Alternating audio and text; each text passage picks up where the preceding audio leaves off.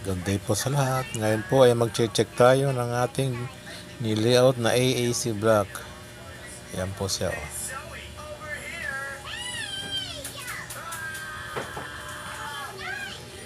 Halos kompleto na po lahat yung layout na yan dito sa kabilang side.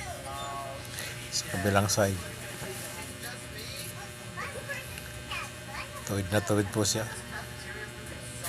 Bali, iaangat na lang po yan.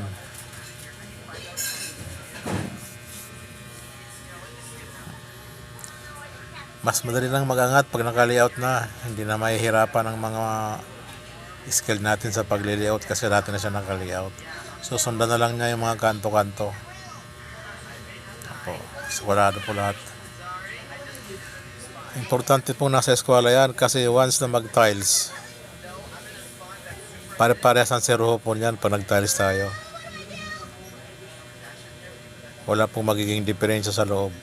Minimal lang kung sakaling meron man, sobrang napakaliit na lang.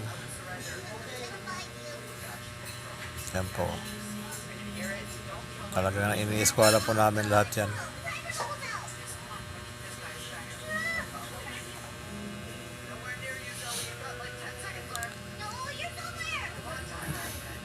Halos lahat po ng kilikili niya dapat naka-eskwela. Lalong-lalo na sa CR. Sa CR nga pala niyan, hindi na kailangan magpalitada dahil diretso na tiles po yan.